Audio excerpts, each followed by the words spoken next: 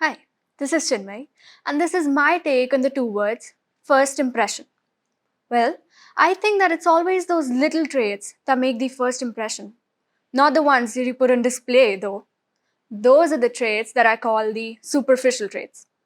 Superficial traits change because they're bound to. The way I dress, my accent, or even the earrings that I'm wearing today, they will change tomorrow. And that is exactly why I call them superficial because they don't make an impact. Or even if they do, they make a temporary one. So, what makes someone truly remember you? It's those little things that one has in their personality. Now, these never change. It's like they're instilled in your mind, body, heart, and your soul. It can be as little as how someone is an empathetic listener or how someone adapts to new situations, possibly anything. For me, my little trait has to be my hyperhidrosis. Now, I'm no medical expert, but from what I've experienced, I can tell you that hyperhidrosis is basically a condition where your body perspires more than what's considered normal. And I'm talking specifically about my 24 by 7 damn palms. I know, it's too little to be a part of my personality, right? But well, it is big enough to make changes to my day to day social interactions.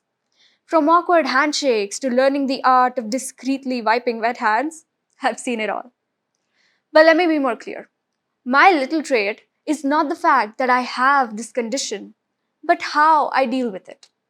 Usually, people notice my subtle ways of managing hyperhidrosis, which ends up making the first impression.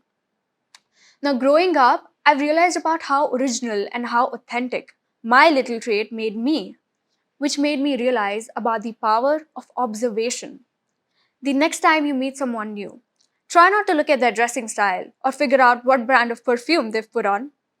Try to find something that you'd essentially need efforts to find. That is, to dive deep into their personality. And that's when observation comes into play. If you ask me, what's the ideal way of observing someone? My answer would rather be obvious by looking. Often we tend to think so much that we forget about what's right in front of our eyes. I mean, it sounds simple, yet it isn't. And why?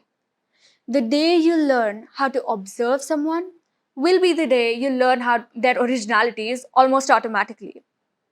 Now, the big question, why am I even stressing so much on the need to learn the skill anyway?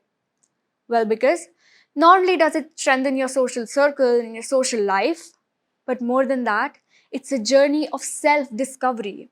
And you can very well use this as a powerful tool for introspection as well.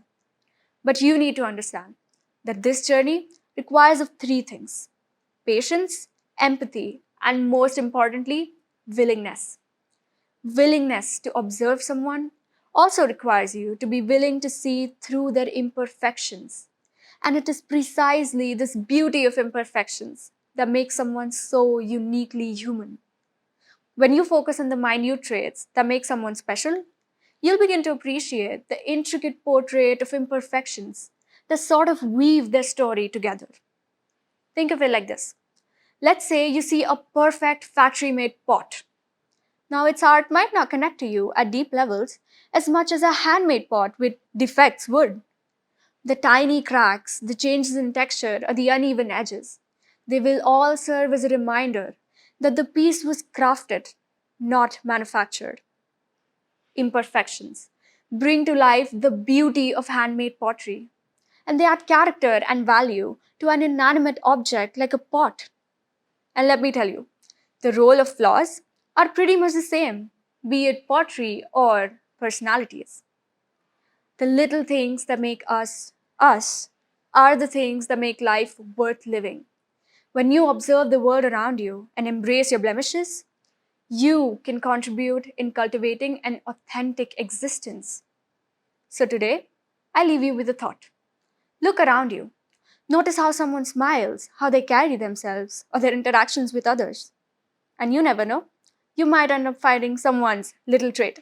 Thank you.